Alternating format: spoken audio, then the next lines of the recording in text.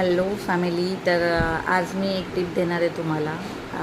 तुम्ही म्हणाल सारखी किचनचीच टिप देते, पण जो काही मी एवढ्या वर्षांमध्ये जो अनुभव घेतला आहे, जी माहिती आहे आणि जे मला प्रॉब्लेम्स आले बनवताना वगैरे, ते मी त्याचं सोल्युशन मी तुमच्यापर्यंत देण्याचा प्रयत्न करते. कारण जशी संसारात नवीन होते, तशी माझ्यासारख्या कित्येक मुली असतील ज्या पहिल्यांदा सुरुवात करत असतील, ज्यांना काही माहीत नसेल, उमगत नसेल, त्यासाठी मी ह्या व्हिडिओज टाकते. आय होप तुम्हाला आवडतील.